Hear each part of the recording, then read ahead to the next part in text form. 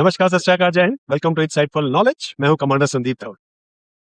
आज हमारे साथ एक बहुत ही अनुभवी प्रवक्ता जुड़े हुए हैं, जो बहुत आर्टिकल्स लिखते हैं। उनके आर्टिकल्स में खुद बहुत समय से पढ़ रहा हूं और एक बड़ा फैन हूं। Commodore S L Deshmukh ji. Sir, welcome to insightful knowledge. अच्छा, कोमोडोर एसएल देशमुख जो है ये नौसेना मेडल से सम्मानित है और इन्होंने ये basically marine as well as aviation दोनों जो ब्रांचेस हैं नेवी की, उसके बारे में नॉलेज रखते हैं। इन्होंने एयरक्राफ्ट कैरियर पे भी सर्व किया है। रिटायरमेंट के बाद जब उन्होंने 32 साल की अपनी सेवा खत्म की तो ये टाटा और सन जैसे जो ग्रुप्स हैं उनके डिफेंस इकोसिस्टम्स के साथ जुड़े, बल्कि उन्होंने शुरुआत की कुछ ऐसे ग्रुप्स की। ये विजिटिंग प्रोफेसर हैं काफी बड़ी बड़ी यूनिवर्सिटीज के, जिसमें एमआईटी, मणिपाल और माहे जैसी यूनिवर्सिटीज आती हैं। तो ये हमारा भाग्य है कि आज हमारे साथ ये जुड़े हैं और एक बहुत ही ज्वलंत टॉपिक पे इनसे बात होने वाली है, और वो है टॉपिक ग्रेट निकोबार। ये आज इनसे जाने, क्योंकि हर आदमी जो हर नेता जो है वो उठ रहा है, हर पॉलिटिकल पार्टी, चाहे उसको नॉलेज हो चाहे ना हो, देश की सुरक्षा के बारे में उनको जानकारी हो कि नहीं हो, लेकिन वो जो है ये ग्रेट निकोबार जो प्रोजेक्ट है इसके बारे में बात कर रहे हैं। बहरहाल, देखिए, अगर आपको इंटरनल जो पॉलिटिक्स है उसको आप करें, कोई मना नहीं करता, लेकिन जब देश का सवाल आता है तो आप इस तरह की ओछी बात करके भारत की जो सुरक्षा है उसको खतरे में डालते हैं। और क्योंकि ग्रेट निकोबार जो एक प्रोजेक्ट है वो बहुत ही इंपॉर्टेंट हो गया है इस समय, तो इंस्टेड ऑफ कि मैं खुद ही बात करता जाऊं, क्यों नहीं कोमोडोर देशमुख सर से बातचीत करें, उनसे समझें, क्योंकि उन्होंने इस सब्जेक्ट को बहुत डिटेल में समझा है। तो सर बताइए, ये क्या है ये ग्रेट निकोबार प्रोजेक्ट? ये एक सिंबल कैसे बन गया है एक जो स्ट्रेटेजिक शिफ्ट का, और इसके हिस्टोरिकल फैक्ट्स कुछ बताइए। और ये एक क्या एक ग्रेट पावर राइवलरी बन रहा है इंडियन ओशन में, क्या है इसका, प्लीज? सर्वप्रथम कमांडर, आपको बहुत बहुत धन्यवाद जो आपने मुझे आपके दर्शकों से जुड़ने का मौका दिया। मैं ये अपना सौभाग्य समझता हूँ और मैं आपको मुबारकबाद भी देना चाहूँगा, क्योंकि आपने एक महत्वपूर्ण विषय इस पॉडकास्ट के लिए चुना है। जैसे आपने कहा कि ग्रेट निकोबार का प्रोजेक्ट आजकल बहुत चर्चित है और उसमें कुछ उल्टे-पुल्टे विचार मीडिया में आते हैं, उसमें से कितने सही है, कितने सही नहीं है, और कुछ उसके बारे में कुछ कहते हैं कि जैसे हम बिल्कुल एक देश के भाग का पूरा सत्यानाश करने जा रहे हैं। जी। तो इस दृष्टिकोण से देखें तो ये पॉडकास्ट मेरे हिसाब से दर्शकों के लिए बहुत महत्वपूर्ण होगा, इसलिए आपका अभिनंदन। जैसे आपने पूछा कि ग्रेट निकोबार, ये जो पहले जो हमारी आइलैंड है, उसका थोड़ा-सा हम पृष्ठभूमि देखेंगे, क्योंकि वो इतनी महत्वपूर्ण क्यों है। जी। जैसे हमारे दर्शक जानते हैं कि ग्रेट निकोबार हम जब कहते हैं, ये भारत का सदर्न मोस्ट टिप हम उसको कह सकते हैं। जी। जी। और ये आइलैंड जो है, ये ज़्यादा बड़ी नहीं है, विड्थ में कम है, लंबाई में ज़्यादा है। जी। लेकिन इसकी जो भौगोलिक परिस्थिति है, यानी जिसको ज्योग्राफिकल लोकेशन कहेंगे, जी। ये लोकेशन के कारण ये आइलैंड हमारे लिए बहुत महत्वपूर्ण है, economically, militarily, politically, geopolitically, and stability of India. That means national security in short, because all these are part of the national security. जी। और यदि हम इतिहास की तरफ थोड़े कदम लें, क्योंकि ये समझना हमारे लिए जरूरी होगा क्यों इस आइलैंड का महत्व इतना क्यों है। जी। तो यदि आप इतिहास में इस आइलैंड के बारे में संदर्भ देखेंगे, ये संदर्भ बहुत पुराने हैं। यानी यदि चोल राजा यानी 321 बीसीए से पहले, जब भारत देश की जो मैरिटाइम की परंपरा थी, जी। सागरी परंपरा, जिसमें उन राजाओं के साथ में दोनों थी, मर्चेंट नेवी और फाइटिंग नेवी। 321 बीस पहले अवंतिका लाल ने इसके ऊपर बहुत महत्वपूर्ण इतिहास में जो इतिहास लिखा है, उसका संदर्भ हमें मिलता है। जी। तो उस जमाने में great Nicobar island was one of the important stops in what we call the maritime routes in those days, जिसको हम सिल्क रूट कहे, मैरीटाइम सिल्क रूट कहे, या ट्रेड रूट्स कहें। जी। जी। और जैसे हम आगे चलते हैं और इतिहास में देखेंगे, तो प्लूटोमो करके इतिहासकारक जो थे, जी। उन्होंने ग्रेट निकोबार निकोबार का संदर्भ पहली शताब्दी में दिया। ओह! उसके बाद में इस बेट का संदर्भ जो है, वो चीन के पर्यटक जो जिंग नाम के थे, उन्होंने उसका संदर्भ दिया हुआ है और इसमें उन्होंने उसका नाम जो दे दिया था, उसको कुई लैन आइलैंड कहते हैं। ओके। और वो मैंडरिन में उन्होंने वो सिंबॉलिकली वो नाम लिखा हुआ है, उसका अंग्रेजी में ट्रांसलेशन कुई लैन आइलैंड ऐसे होता है। जी। तो यदि हम देखेंगे कि जिस आइलैंड के बारे में पहली शताब्दी रादर 321 बीसीए से पहले जो संदर्भ लगते हैं, तो जी। हमारे दर्शक ज़रूर समझ लेंगे कि इसका महत्व हमारे लिए कैसा है और क्यों है। तो सर ये बताइए कि ये मलाक्का स्ट्रेट से बहुत पास है। अब मलाक्का स्ट्रेट की इम्पोर्टेंस क्या बनती है? क्या चीन को इससे कुछ खतरा है? उनको कुछ रुकावट आती है?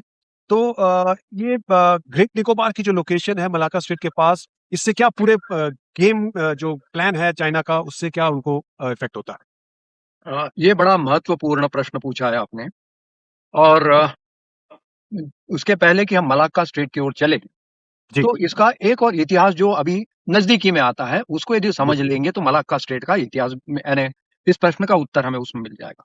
जी, हमारे दर्शकों को अचरज होगा कि ग्रेट निकोबार आइलैंड की ओनरशिप के बारे में डैनिश और ब्रिटिश इनमें संघर्ष हुआ था। ओह! हमारा ग्रेट निकोबार आइलैंड 1756 में डैनिश लोगों के कब्जे में था और डैनिश लोग तब से ये समुद्र धुनी जिसको हम मलाका कहते हैं अंडमान निकोबार के होते हुए उसमें डैनिश लोगों का व्यापार चलता था। जी, अब जब ब्रिटिश लोगों को ये पता चला कि भाई डैनिश लोग तो ये व्यापार कर रहे हैं, उसमें उनकी काफ़ी आमदनी होती है, उनसे उनका महत्व बना रहता है। तो जी। उन्होंने फिर डैनिश लोगों के साथ में उसके नेगोशिएशन शुरू कर दिए और 1868 में ब्रिटिश ओह! लोगों ने डैनिश लोगों से इनका कब्ज़ा अपने पल्ले कर लिया। ओके। उसका कारण यही था कि बे ऑफ बंगाल, मलाक्का स्ट्रेट और आगे चलते हुए सुंदा स्ट्रेट और बाकी साउथ चाइना सी वाला एरिया उसमें ब्रिटिश की निगरानी रहे। हुँ। तो ब्रिटिश ने भी उसको नहीं छोड़ा। जी, जी, जी। और हम आगे जब चलते हैं, तो जी, दूसरे महायुद्ध के दौरान 1943 से लेकर 1945 तक ये आइलैंड जापान ने ऑक्युपाई करके अपनी मिलिट्री की जो सुविधाएँ थी या उनके जो कुछ स्ट्रैटेजी थी, उसमें ग्रेट निकोबार में बहुत महत्वपूर्ण योगदान दिया था।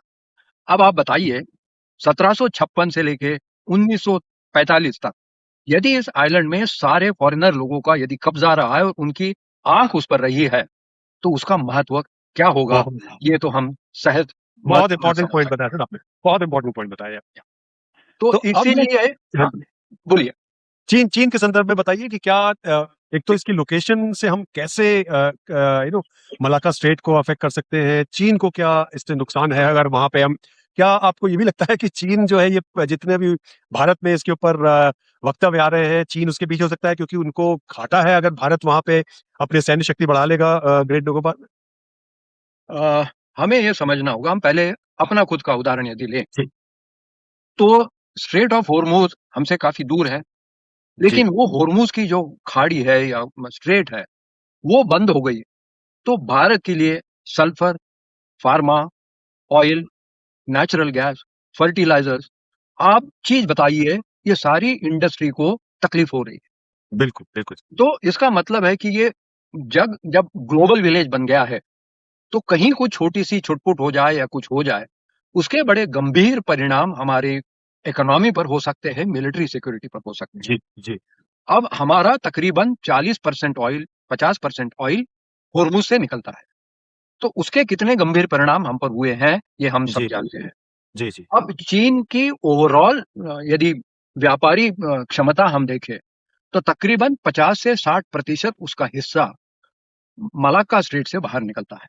ओके। तो यदि कोई मलाक्का स्ट्रेट को अपने कब्जे में रखे, तो जी, चीन की इकोनॉमी पर उसका बहुत बुरा असर पड़ सकता है। और जैसे जी, आपने कहा, हमारी great Nicobar island straight of Malacca से 100 किलोमीटर की दूरी पर है और जी, 100 किलोमीटर की दूरी कहने में लैंड डिस्टेंस में यदि ज़्यादा लगे, लेकिन मेरे पास मेरे सर्वेलेंस ड्रोन्स हैं, मेरे अटैक ड्रोन्स हैं या मैं अपनी एलपीडी वहाँ पे डिप्लॉय करूँ, landing platform dock with deployable जी, ड्रोन्स एंड रिकवरी ड्रोन्स और I have a surveillance radar with a range of 200 kilometre. जी, तो in practicality I am monitoring everything what is happening through strait of Malacca. तो फिर जी, उसमें China हो, बांग्लादेश हो, कोई भी देश हो, उनको तो ये लगेगा कि भाई भारत की निगरानी मेरे सारी चीजों पर है। तो हो सकता है यदि कल कुछ डिस्प्यूट हो जाए, भारत ने ऐसी नाकाबंदी कर दी, तो हमारे व्यापार को क्या होगा, हमारे प्रभुत्व को क्या होगा। ग्रेट निकोबार प्रोजेक्ट, जिसको हम कहते हैं ना, पल्स पे हमने उंगली रखी हुई है चाइना के, तो उसका रोग निदान फिर हम कर सकते हैं, यदि या मैं कहूँ तो। तो मुझे लगता है कुछ-कुछ कि कहीं वो इन्फ्लुएंस कर रहे हैं कुछ शक्तियों को, भारत के अंदर भी और बाहर भी, कि भई ये जो प्रोजेक्ट है ये सक्सेसफुल ना हो, ये मेरी फीलिंग है। अब बाकी सरकार जानती होगी और लोग जानते होंगे। तो ये अच्छा, इसके ऊपर ये भी आ रही है बातचीत कि डेवलपमेंट हो रहा है, तो काफ़ी नुकसान होएगा वहाँ पे जो आदिवासी हैं, वहाँ की जो लोकल जो पूरा इकोसिस्टम है वो खराब हो जाएगा, इकोलॉजिकली खराब हो जाएगा। तो कंजर्वेशन और डेवलपमेंट के बीच में एक थोड़ा-सा मंथन हो रहा है वहाँ पे। इसके ऊपर क्या कहना चाहेंगे आप? एक तो ग्रेट निकोबार आइलैंड जो है, it is ecologically sensitive area, उसमें कोई दुमत नहीं होना चाहिए। जी, सिमिलरली सिस्मिक लाइन भी वहां पे थोड़ा उसका इम्पैक्ट है, ये भी हमें जी, मान्य करना पड़ेगा। और वहां पर आदिवासी लोग रहते हैं, निकोबारीज रहते हैं, ये तो जी, सत्यता है। तो कहना कि इस प्रोजेक्ट के कारण थोड़ी बहुत पर्यावरण यानी एनवायरनमेंट, इकोलॉजी यानी जिसको फ्लोरा फौना हम कहेंगे, और आदिवासी की जो निर्वाह पद्धति है यानी उनका वेल बीइंग और उपजीविका यदि हम कहें, उसके ऊपर असर पड़े, ये तो सरकार भी मान्य करती है कि यस ये होगा। भारत सरकार ने कभी नहीं कहा कि ये परिणाम नहीं होगा। लेकिन मैं अपने दर्शकों को बताना चाहूंगा जी, कि इसकी ग्रेट निकोबार आइलैंड की जो परिस्थिति थी, 2004 में जब सुनामी आई थी, तो यहाँ की इकोलॉजी का बहुत डैमेज पहले ही हो गया था। जी, उसका एनवायरमेंटल डैमेज भी हो गया था। जी, जी, वहां से आदिवासी और निकोबारी जो है, उनको विस्थापित होना पड़ा था। तो ओके, उसका जो परिणाम ग्रेट निकोबार पे था, भारत सरकार ने उसको समझते हुए कुछ राहत कार्य चलाए, ताकि इन लोगों की कठिनाइयां जितनी कम हो उतनी कम हो। और जो पेड़ बर्बाद हो गए थे, इकोलॉजी बर्बाद हो गई थी, उसको रिजुविनेट करने के लिए भी भारत सरकार ने प्रयत्न करे करे थे। तो जी, ये कहना कि भारत सरकार इस जगह की इकोलॉजी को नहीं समझता है, एनवायरनमेंट को नहीं समझता है, सबको बर्बाद करने जा रहा है, ये प्रोपेगेंडा वाली बात है। जी, जिस भारत सरकार ने 2004 साल में उन लोगों को राहत देने के लिए वहां पे राहत कार्य चलाया, क्या यदि कोई कह सकता है कि हम उस जगह की इकोलॉजी या एनवायरनमेंट को हम नहीं समझते हैं? जी, आदिवासी समझते हैं, इसीलिए हम जी, राहत कार्य कर पाए। तो ये जो डैमेज होगा, ये होगा। भारत सरकार का जो प्रेस इंफॉर्मेशन ब्यूरो है, उन्होंने एक विस्तृत जानकारी सब लोगों के लिए अपने वेब पे रखी हुई है। जी, प्रेस इंफॉर्मेशन ब्यूरो ने सरकारी सूत्रों का हवाला देते हुए ये जरूर कहा है कि इसके जो एक नोटिफिकेशन होती है to avoid ecological damage and environmental damage, उसके जो जी, कुछ ग्लोबल नियमात है, कायदे कानून है, उन कायदों जी, कानून का पालन करते हुए भारत सरकार ने नोटिस जारी करके जो परमिशन लेनी पड़ती है, जो अप्रूवल्स लेने पड़ते हैं, वो सब ले लिए हैं। जितने पेड़ हम काटेंगे उससे थोड़े ज्यादा ही पेड़ एज अ रिप्लेसमेंट प्लांटेशन करके हमने प्लान किया हुआ है। और ये प्लांटेशन करके उसकी निगरानी करना, उसके लिए एक स्पेशल डिपार्टमेंट वहां पे कार्यरत रहेगा। तीसरी चीज उन्होंने कहा है कि जिस एरिया में आदिवासी है और जहां पर निकोबारीज रहते हैं, वेस्टर्न कोस्ट लाइन पे वो रहते हैं, तो उनके लिए सरकार ने उनके संरक्षण के लिए पहले ही नोटिफिकेशन जारी कर दिया था, जिसमें उनका इलाका नोटिफाइड था कि वहां पे कोई भी जाके माइनिंग नहीं कर सकता था, पेड़ नहीं काट सकता था, या उनके उपजीविका को नुकसान नहीं पहुंचाता सकता था। जी, तो सरकार ने ये कहा है कि इस प्रोजेक्ट के कारण आदिवासी और निकोबारी लोगों का जो नुकसान होने की आशंका है, तो जितना एक नोटिफाइड क्षेत्र हमने इनके लिए दिया था, उससे ज्यादा क्षेत्र को अभी हम नोटिफाई करेंगे, और उनके अपने स्थापना के लिए, अपनी उपजीविका चलाने के लिए, और जिस ढंग से वो रहते हैं अभी, उस ढंग पे कोई ही आँच ना आते हुए उनको वहां पे सेटल करने में हम उनकी मदद करेंगे। सो अच्छा, हमने चीन की तो बात की कि चीन को तो इस प्रोजेक्ट में परेशानी है उनका। अगर आप कुछ समय साल पहले जाएं तो जैसे हमने आर्टिकल 370 निकाला था, तो उसी समय उन्होंने बॉर्डर के ऊपर आक्रमण करने की कोशिश की थी, उसमें हमारे कई जो सैनिक थे, जो वो वीर गति को प्राप्त हुए थे, उनके भी हमने बहुत दुगनी से भी ज़्यादा संख्या में सैनिक मारे थे। तो ये बैक स्टैबिंग की आदत चीन की तो है ही है। क्या लगता है कि आपको कि इस प्रोजेक्ट को लेके भी वो कुछ बैक स्टैबिंग करेंगे? क्या पाकिस्तान उनके साथ मिलके कुछ कर सकता है? क्या श्रीलंका, बांग्लादेश, म्यांमार को भी इससे ऑब्जेक्शन हो सकता है कि हम यहाँ पे इतनी अपनी शक्ति बढ़ा रहे हैं? पहले तो हम ये देखेंगे कि आपने जो इकोलॉजिकल डैमेज के बारे में जो चाइना प्रोपेगेंडा कर रहा है, उसकी पृष्ठभूमि देखते हैं। जी, उनका कहना है कि हम इकोलॉजिकली उसको डैमेज कर रहे हैं, फॉल्ट लाइन में हम ये कर रहे हैं, निकोबार पूरा डैमेज हो जाएगा तो इसके लिए हम लॉबिंग करके ये प्रोजेक्ट हम रोकेंगे। बहुत बढ़िया, जी। बड़ी उत्तम उनकी सोच प्रणाली है। ये मैं आपके द्वारा चीन को प्रश्न पूछना चाहूँगा कि जो तिब्बत में आप ब्रह्मपुत्रा पे जो धरण बनाने जा रहे हैं, जो या डैम लगाने जा रहे हैं, वहाँ पे ecology is much more sensitive than what it is there in exactly, Andaman. Point number 1. Point number 2, the fault line which goes through that area is much more damaging or much more severe as compared to which is in great Nicobar में जो है। बिल्कुल। अब अपने वहां पे पेड़ छटाई सही है, डैम बनाना सही है, फॉल्ट लाइन ज्यादा होने के बावजूद जाना सही है, लेकिन भारत ने कुछ किया तो वो गलत है। गलत। तो ये है इकोलॉजिकल डैमेज, मैं करूँ तो सही है, आप करो तो गलत है, ये बात होगी। दूसरा है चीन का उद्देश्य, यानी कुछ चीजें वो करते हैं, यदि वो सही है तो उसका सही, उनको सही बोलना भी जायज होता है। हाँ, उनका पहले से उद्देश्य ये था कि भाई मैं कल अमेरिका को टक्कर देने के लिए मजबूत बन जाऊं। जी, तो 20-25 साल से आप उनकी प्रणालियां देखेंगे, अपना इंडस्ट्रियल रेवोल्यूशन है, एजुकेशन है, रिसर्च पेपर्स है, नए नए संशोधन है, माइक्रोवेव वेपन्स है, सैटेलाइट, आप देखें वो बिल्कुल जी जान से उसके पीछे लगे हुए हैं और उनकी अपनी प्रणाली है कि भाई अमेरिका को टक्कर देने के लिए मैं तैयार हूँ। जी, जी। Financially also, they have gone and bought the bonds almost worth 13 trillion US dollar treasury bonds America. तो वो कल इसको वापस करने जाए तो अमेरिका खुद को बेच भी दे तो ट्रेलर 13 ट्रिलियन यूएस डॉलर वो वापस नहीं कर पाएगा। जी, ये एग्ज़ैक्टली। अमेरिका भी जाता है, इकोनॉमिकली ऑल्सो ये स्ट्रॉन्ग। लेकिन उनको एक इतनी अकल जरूर है कि भारत की जो प्रणाली है वसुधैव कुटुंबकम, सब लोग मेरे अपने हैं, सबका भला हो ये मैं चाहता हूँ। तो हमारे अपने लिटरल देश के साथ में जो संबंध है, फिलीपींस से संबंध है, जापान से है, ऑस्ट्रेलिया से, एक मुझे लगता है भारत देश ही है कि हम रशिया से भी गले मिल सकते हैं, अमेरिका से भी गले मिल सकते हैं, इजराइल से गले मिल सकते हैं, ईरान से शेक हैंड कर सकते हैं। ज्यादा देश नहीं होंगे। ये एक्चुअली हिल है चाइना का, बिकॉज ये हाँ, चाइना नहीं करता है। तो उनको लगता है कि मैं इस एरिया में रीजनल सुपर पावर और ग्लोबल सुपर पावर बनने में यदि कोई बाधा है, वो बाधा है इंडिया। वो तो इंडिया। कैसे करके मैं इस इंडिया को खत्म करूं, ये उनकी प्रणाली है।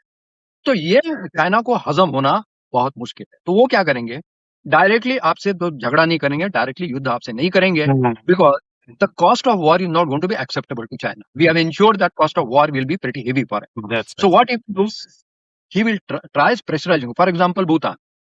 भूटान की क्या बोलते हैं हम, इकोनॉमी है टूरिज्म पे है। तो उनके वेस्टर्न रीजन में जहाँ पे टूरिज्म चलता है, उन्होंने वेस्टर्न रीजन उससे हाथ से निकाल लिया। जी। और अब नेगोशिएशन का 25वीं राउंड चले, उसमें बोलता है भैया तेरे वेस्टर्न रीजन से मेरे को कुछ लेना है, तू ले ले, मेरे को डोकलाम दे दे। हुँ, अब ये कूटनीति है। अब डोकलाम उनसे उन्होंने भूटान से ले लिया, तो आप देखेंगे सिलीगुड़ी कॉरिडोर, चिकन स्नैक, इसके सब ऊपर उनका पास में। नियंत्रण, जी, नियंत्रण तो नहीं करूंगा, जैसे हम निगरानी मलाक्का पे करेंगे वैसी निगरानी उनकी होगी, ये हम तो नहीं चाहेंगे। तो ये सारी परिस्थितियां समझ, तो इसी के कारण belt and road initiative, maritime silk root rejuvenation, debt trap creation, तो बांग्लादेश में भी डेट ट्रैप है, म्यांमार में तो जुनता है वहां भी है। इसीलिए उन्होंने म्यांमार के टिप पे जाके सर्वेलेंस रडार के लगा रखा है, जिसकी दूरी अंडमान निकोबार से 30 किलोमीटर की है। जी, श्रीलंका में जाके हम्बन तोटा पोर्ट निकाल लिया है लीज पे। अब कल कौन जाने, क्या हम कह सकते हैं उनके शिप वहां नहीं जाएंगे, सबमरीन वहां पे नहीं जाएगी? जी, टाइम ही बताए। वैसे कोलंबो पोर्ट उन्होंने डेवलपमेंट के लिए ले रखा है, गल्फ ऑफ मन्नार उनके नजरों के नीचे कोलंबो से आ सकता है। जी, मालदीव में एयरपोर्ट हमारे हाथ से खींच लिए हैं। जी, और जैसे मैंने कहा कि ये सारी परिस्थिति ग्वादार से जुड़ती है, तो उनका कहना है कि मलाक्का स्टेट में यदि कोई प्रॉब्लम हो तो मैं मेरा तेल गुड्स ग्वादार में लाऊंगा।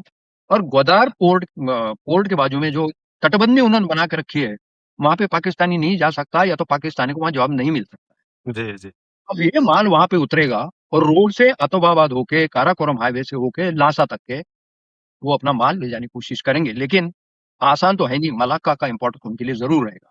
तो मुझे डिस्टेबलाइज करना है, स्ट्रिंग ऑफ पर्ल्स का प्रोजेक्ट लगाना है, सबको कर्जों के तब दबा के अपने creating soft power so that tomorrow every literal nation will stand against us is the policy of China. So string of pearls को हमें झगड़ा करना पड़ेगा, उसको प्रत्युत्तर देना पड़ेगा, मलाक्का पे नियंत्रण रखना होगा, और बाकी हमारी प्रणालियां जो है कश्मीर हो या अरुणाचल हो, हमें भी उनको प्रत्युत्तर देने के लिए तैयार रहना पड़ेगा। जी। ये चाइना की पॉलिसी है।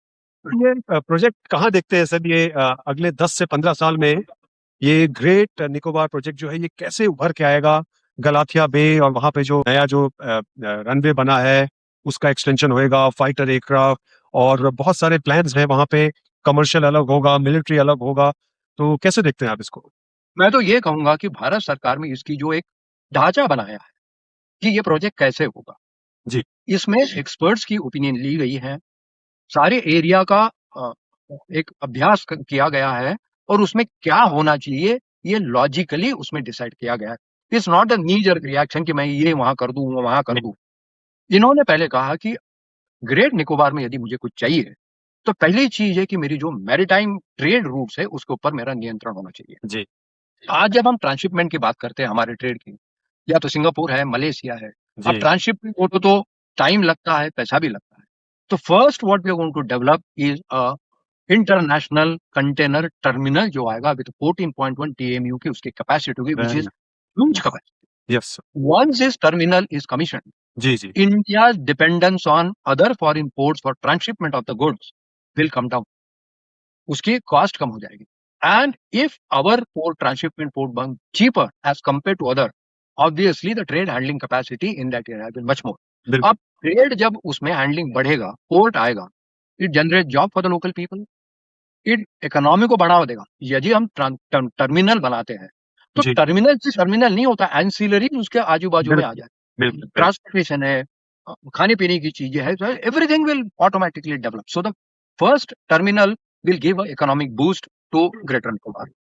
Number two, there is going to be a greenfield international airport with a sizable capability of handling passengers. जी। The moment you create such a greenfield airport, there are people today in media में कह रहे हैं कि ये तो tourism को बढ़ावा देना है, ये वहां तो रिजॉर्ट बनाना है, लेकिन लोगों को ये भी समझना पड़ेगा कि यदि मैं टर्मिनल बना रहा हूं तो समुद्र से व्यापार जो होता है उसके साथ साथ उसको एयर ट्रैवल की सुविधा देना जरूरी होता है। बिल्कुल। Because there are perishable goods, there are other goods, medical goods, which need to be transported sometimes on an urgent basis, number one. Ji. Number two, Bharat की भूमि पर हमेशा ही किसी पे कुछ आपत्ति आए तो उसको राहत देने के लिए हम तैयार रहते हैं। जैसे इंडोनेशिया में जब सुनामी आई थी, सुनामी हम पहले लोग, तो यदि समुद्री व्यापार के साथ साथ एयरपोर्ट भी वहां पे हो जाए, ये सारी सुविधाएं उसमें आती है। अब एयरपोर्ट बनने के कारण एज अ सेकेंडरी बात, जैसे केमिकल रिएक्शन में बाय प्रोडक्ट निकलता है, जी। जी। उसका बाय प्रोडक्ट यदि टूरिज्म बढ़ता है, it is good for the region, economy will go up. बिल्कुल। लेकिन एयरपोर्ट का उद्देश्य ये टूरिज्म बढ़ाने का नहीं है, it's a secondary purpose of that. तीसरा है, आज आप अंडमान निकोबार में जाए, वहां पे देखे तो वहां पर एनर्जी सिक्योरिटी जो कहेंगे उसके ऊपर काफी यानी बाधाएं आती है। आप डीजल जनरेटर चलाओ या अदर बाकी जनरेटर चलाइए, तो अभी हुरमुज जैसी परिस्थिति हो गई तो आप उसका धोखा जरूर समझ सकते हैं। तो भारत जी। सरकार ने वहां पे कंबाइंड सोलर और गैस प्लांट लगाने की योजना बनाई है, जी। 400 megawatt. It is oh, not a small plant. It is big. The moment you create this kind of a power capability, obviously the port, airport and other ancillaries which will come will have a assured power supply। और कोई भी चीज trade के लिए बनती है या फिर एयरपोर्ट के लिए बनती है, उसके सिविलियन बेनिफिट्स तो ऑटोमेटिकली लोगों के पास जाते हैं, they will get assured power supply. So ये तीन महत्वपूर्ण चीजें जो है ये अपने प्रोजेक्ट का भाग है। And obviously when I am developing all this, I am going to develop the naval base. Andaman Nicobar command has always been a first inter operating command between the three arm forces. उसके फायदे हमें पता है। तो ये चौथा पॉइंट है China के पेट में दर्द होने का, because they feel the great Nicobar naval base will be an unsinkable aircraft carrier. बहुत अच्छा। बिल्कुल। तो ये तो this is creating a win win situation. And yes, if government of India does the planning कि जो इकोलॉजिकल डैमेज और आदिवासियों को राहत दिलाने कार्य जैसे प्लान वैसे होगा, so this will be one of the best project which will happen not only in India but I will say in a Asian region. बिल्कुल सही। So इसके फायदे तो जरूर हैं हमारे लिए। तो बहुत ही अच्छे तरीके से सर आपने पूरे इस प्रक्रम को समझाया, क्योंकि बहुत ज़्यादा अंकुश लग रहे हैं, लेकिन जिस तरह से आपने कहा कि भारत सरकार बिल्कुल डटी हुई है कि इसको हम इस प्रोजेक्ट को सक्सेसफुल बनाएँगे, और जो इसके जो फ़ायदे हैं, जो एडवांटेजेस हैं vis-a-vis, अगर वहाँ पे कुछ एनवायरमेंटल डैमेज हो रहा है तो उसको कितना मिनिमाइज़ किया जाएगा। जो वहाँ पे लेदर बैक टर्टल्स, क्योंकि मैं तो बहुत ऑलमोस्ट 4 साल कंटिन्यूअसली वहाँ पे कैंपबेल बे में ऑपरेट करता रहा हूँ। ये गलाथिया बे और ये सब एरिया मेरे जाने-पहचाने हैं। तो समझा जा सकता है कि भई हाँ, वहाँ पे एनवायरमेंटल डैमेज हो सकता है, लेकिन उसको आप लिमिट कैसे करेंगे? आप कैसे जो लेदर बैक टर्टल्स आते हैं, उनको कैसे सँभालेंगे? कैसे जो वहाँ पे आदिवासी हैं, उनको शिफ्ट करके एक एन्क्लोज़्ड एरिया उनको दे देंगे, उनका एक क्षेत्र उनको वापस दे देंगे, जो वहाँ पे वो वहीं रहेंगे, डिस्टर्ब नहीं किया जाएगा। और जिस तरह से आपने बताया कि पेड़ जो है, उसकी बड़ी संख्या में उनको लगाया जाएगा, और क्योंकि वहाँ पे तो भूमि बहुत ही कम है, तो उनको भारत के दूसरे क्षेत्रों में लगाया जाएगा कि और उसकी देखभाल की जाए। So, thank you so much, sir. नमस्कार, सत श्री अकाल, जय हिंद।